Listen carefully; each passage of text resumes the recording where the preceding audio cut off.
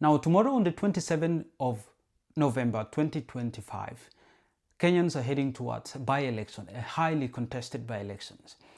And this by-elections covers almost 28 electoral areas where we have 1 Senate seat, 6 members of National Assembly seats, and over 17 members of county assemblies all across Kenya. And this by-election is said to be one of the highly contested elections, especially ones for some specific constituency, which actually depicts the contest between the government and the opposition political parties. So in this video, I'm going to take you through a summary of some of the major by-elections that are going to be held today in across Kenya in all the constituency, which are mainly considered as highly contested for both the government or the broad-based government side and also the united opposition side.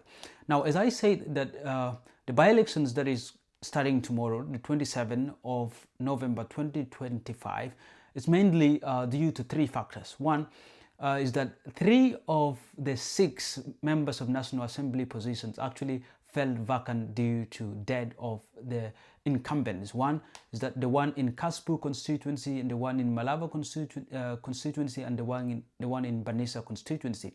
And 2 of these National Assembly positions fell vacant because of appointment, where the President of the Republic of Kenya, William Ruto, appointed some of the incumbents as cabinet ministers or CSs. And then 1, which is in Magreni County, in Magreni constituency of Kilifi County, fell vacant simply because the elections of 2022 was nullified by the IEBC. Now, in this video, as I said, I'm going to take you through a summary of the major positions or the by-elections that is highly contested, and I'm going to give you the names of the candidates that are going to be in this contest, their political parties, and their backings. Now, one of the major constituency that is actually going to have a by-elections tomorrow is Kasipul constituency, that is in Homa Bay County in Nyanza region.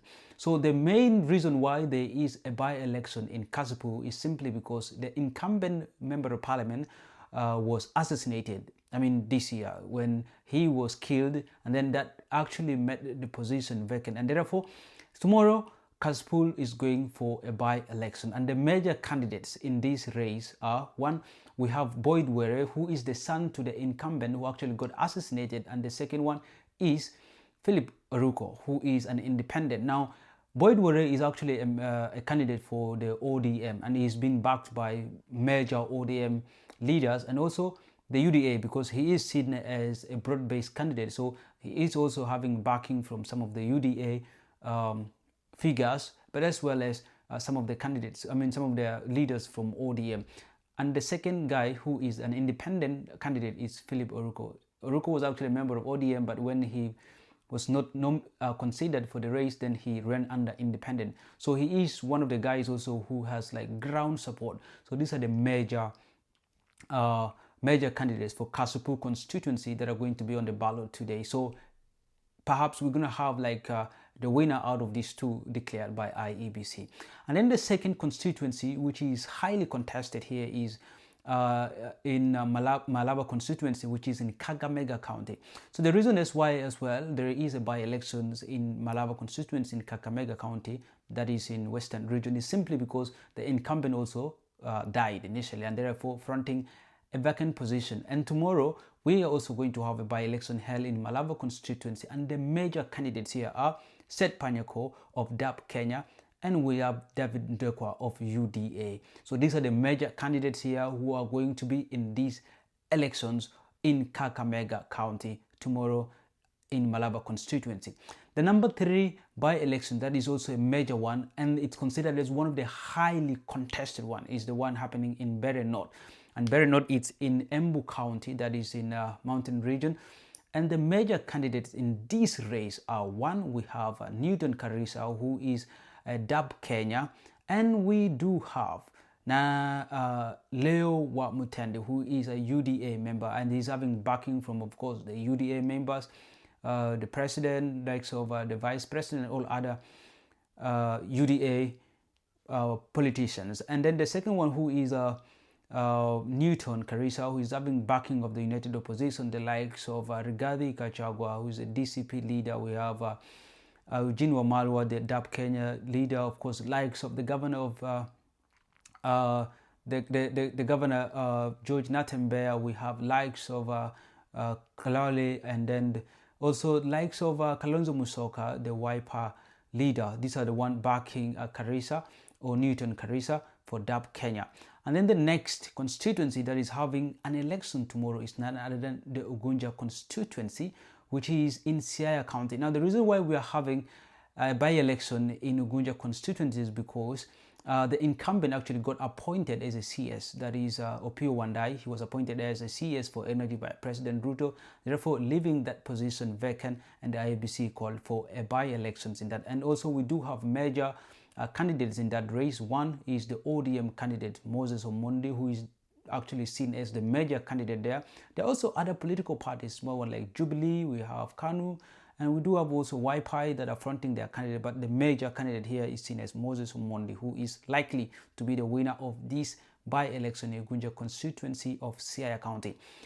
And the next one, the next elections that is going to happen is the one in Berry. I mean, the one, of course, I told you the one in Berry North. It's simply because the incumbent also, who is Ruku, got appointed as a CS.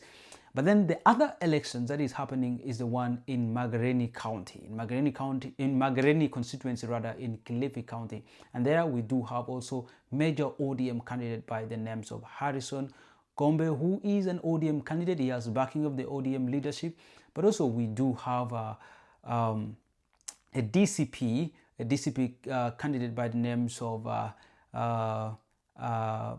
Dinkenga, who is also receiving backing from the United Opposition, the likes of Kalonzo, Rigathi, likes of Eugene Wamalwa, and the rest. They're backing Kenga, who is their candidate for DCP. And then the other one, of course, is happening up north in northeastern, and that is in Banisa constituency of Mandera County. And then the major candidate there is Ahmed Hassan. So he is the major candidate in this race. There are also other political parties, small, that are fronting their candidate there, but the one in Mandera is seen as the major one. And then, as I said before, that there is one Senate seat that is also going to have a by-election, and that is in Baringo County, that is in Rift Valley region. And the major candidate is Vincent Kiprono. And the reason why there is a by-election is because the incumbent senator died before, and therefore making the IBC to call actually a by-election. So we're going to have tomorrow as well in Baringo County a by-election for the Senate seat. And the major candidate, as I said, are Vincent Kiprono of UDA. And we do have also other candidates, but the other guy who was about to be the immediate competitor for Vincent was Gideon Moi, who actually later he withdrew from the race, leaving Vincent of UDA as one of the guys who is likely to win that Senate seat.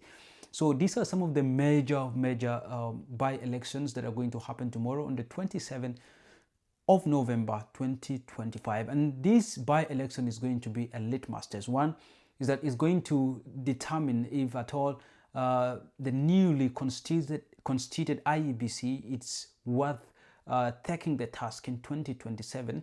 And then also it's going to determine if the United Opposition, who are chanting every time one term, if they do have what it takes to actually make Ruto the one term. But also it is a litmus test for UDA, and perhaps they may come out in these by-elections and tell the United Opposition that they actually still have the support of the Kenyans and they can actually win the 2027 election. So this is the by-elections that is happening on the 27th of November 2025 across Kenya.